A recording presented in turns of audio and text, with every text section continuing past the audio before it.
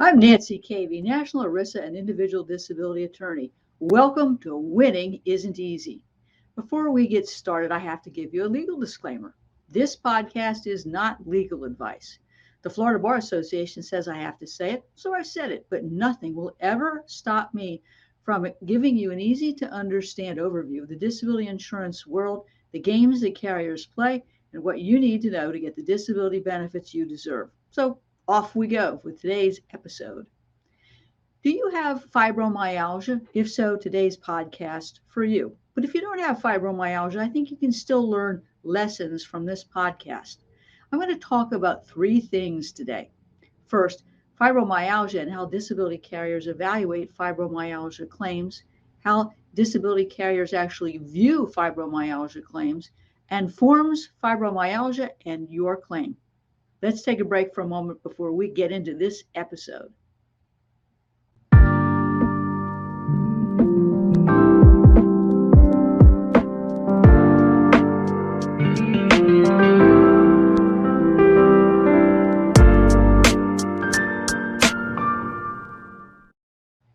Welcome back to Winning Isn't Easy. In my last segment, I'm going to talk to you about forms and fibromyalgia and winning your claim. I think that there are two keys to winning your fibromyalgia disability claim. The first is the attending physician form, and the second is the Social Security residual functional capacity form. Now, the APS form is designed, as I've said before, to lead your doctor to a conclusion that you can work in some capacity. In fact, they don't even give them the option to say you can't work. These forms will have your doctor address your ability to sit, stand, walk, stoop, bend, squat, and use your upper and lower extremities. Now, curiously enough, or maybe funny enough, they don't ask questions about your cognitive problems, nor do they really explain to the doctor what the standard of disability is or what your occupation is. In my view, these forms never ask the right questions about the physicality of your restrictions and limitations, fatigue, a lack of focus and concentration, the ability to follow simple instructions or to complete tasks in a timely manner, the need to take breaks, issues with absenteeism, issues with side effects of medication. So that's why I think it's really important to use the Social Security residual functional capacity form. Now, hopefully, you're being represented by a Social Security attorney, and hopefully that attorney is an attorney like myself who does both ERISA long-term disability and Social Security. So I know the games that are played in both claims. The RFC form in a Social Security case, in my view, asks the right questions. And so many times I'm going to modify that APS form with questions about this from the Social Security residual functional capacity form. Now, why is all of this important? Because ultimately, the carrier is trying to determine whether or not you can do the material and substantial duties of your occupation. In the Social Security world, we talk about exertional and non-exertional limitations, and we want to develop both of those. One of the ways that you need to understand exertional limitations is basically the physicality of your abilities. In other words, how long can you sit, stand, walk, stoop, lift, bend? But the non-exertional impairments are limitations that can reduce your functioning level to less than sedentary.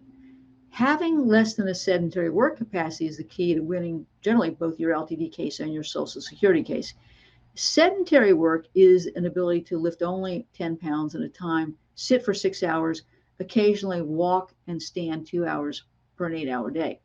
What I want is an APS form that says you're functioning at less than a sedentary exertional level. Or I want to develop one that can erode your occupational base to less than sedentary because of your non-exertional or cognitive limitations. So let's say you can't lift more than 10 pounds, can't sit, walk, or stand more than 2 hours out of an 8-hour day. You are functioning at a sedentary level. Let's say, though, you can lift more than 10 pounds. You need to alternate sitting and standing in the course of a day, and you can sit and stand 6 to 8 hours. But because of your cognitive issues or fatigue, you have to take a break at least once an hour and maybe take a nap once or twice in the course of a day. You can't complete your task on time, or with the proficiency with which it's required. So you can't meet the pace and production requirements. Those are the kinds of things that I want to develop on the Social Security Residual Functional Capacity form, because the APS form rather, does not ask the right questions. Now, I think it's really important that you be talking to your physician about these blasted forms as quickly as possible. If your doctor doesn't want to fill out forms, we need to find a new doctor ASAP. Because if your doctor doesn't support your claim, if your doctor won't fill out the forms, if the doctor won't play ball with you, you aren't going to win your case. The other thing that is going to be important as a result of these forms is developing not only the exertional and non-exertional impairments, but the fatigue and the cognitive impairment. And because there's no test to prove that you have pain or cognitive issues or fibrofog or fatigue, there are times when I recommend that we have what's called a functional capacity evaluation. That's a physical measure of your ability to sit, stand, stoop, walk, and bend.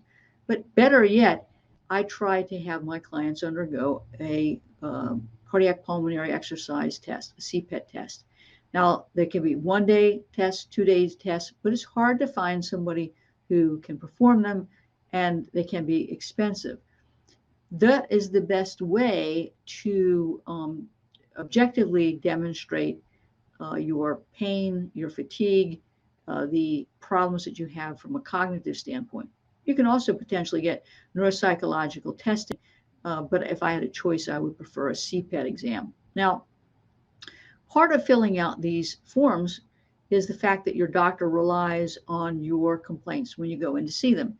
And I want you to be giving your doctor a great history about the location, duration, frequency, intensity of your pain, how your pain affects your activities of daily living, what activity increases your pain, whether you have to take naps, whether you have to break up things so that you can get them done, and how that carries on through the course of the week. I think that's really important because your doctor needs to have an accurate history of your functionality in addition to their exam findings or the results of any diagnostic studies, such as an FCE or a CPET exam, in filling out forms. Now, I mentioned before that the disability carrier is going to compare all of this to your activity of daily living forms. One of the primary ways, I think, to tell your story more accurately is in the medical records. But you're also going to be asked to complete these blasted ADL forms. And they are open-ended, and they're written in a way much like the APS form. They don't ask the right questions, or they'll ask the questions in a way to try to lead you to exaggerate. So they may ask you, can you cook? Can you clean your house? Do you do the laundry? Do you grocery shopping? Do you do yard work? Et cetera, et cetera. How do your fibromyalgia symptoms impact your ability to do these activities? So instead of answering that in a broad brush, I want you, for example, to explain that you might be able to stand in the kitchen only long enough to microwave food, that you have to maybe just make one bed in the house trying to clean up before you're exhausted. Or you might be able to grocery shop for 30 minutes, but you got to make a list of the things you have to get, and then you lose the list, or you have to break up that grocery trip, or when you come home, you have to have someone carry the groceries in, or you have to take a nap. So I want you to be explaining in detail the nature of the functionality issues that you have and how it impacts your ability to function. Now, it's got to be truthful, because again, if you exaggerate or if what you have to say is inconsistent with what you're reporting to the doctors or the activity of daily living form, you may ultimately end up with surveillance. And of course, the disability carrier is going to use your medical records to determine your credibility, but they're also going to combine that with social media searches. Now, the disability carrier is going to use your forms and your medical records to determine your compliance with medical treatment, because many policies will require that you get appropriate medical treatment by the right type of medical provider. And while they can't make you have invasive treatment, they do expect that you get treatment, and they want to see what your response to that treatment was. Because again, they're going to be evaluating the treatment plan, your response to it, how that treatment is impacting your functionality, and and whether or not all that's consistent with what your doctor put on your APS form and what you put on your activity of daily living forms. So we want to make sure, again, that your medical records are documenting your symptoms and functionality, giving examples, how activity increases your pain, what your response to treatment is, what the other treatment you might be getting to relieve your symptoms, including therapy and acupuncture, and your response to those treatments. Now, I want to tell you that many times disability carriers do not like alternative medical treatment, particularly in fibromyalgia cases. They want you to be getting treatment by a recognized medical provider, like a rheumatologist or a pain management specialist. Certainly, you can try to supplement your treatment with things like acupuncture and alternative treatment, but that cannot be the way that you prove up your case in terms of the diagnosis, disability, or your restrictions, limitations. So that you can ultimately see that your activity of daily living form, your medical records will lead into that APS form. The APS form, in my view, is really a key factor to getting your disability benefits from fibromyalgia. But again, it's a combination of these things. Well, I have thrown a lot at you today. I hope you've enjoyed this episode. If you like this podcast, consider liking our page, leaving a review, or sharing it with your friends and family. Remember, my podcast comes out weekly, so tune in next week for another insightful episode of Winning Isn't Easy. Are you a professional with questions about your individual disability policy? You need the Disability Insurance Claim Survival Guide for Professionals. This book gives you a comprehensive understanding of your disability policy, with tips and to-dos regarding your disability application that will assist you in submitting a winning disability application. This is one you won't want to miss. For the next 24 hours, we are giving away free copies of the Disability Insurance Claim Survival Guide for Professionals. Order yours today at disabilityclaimsforprofessionals.com.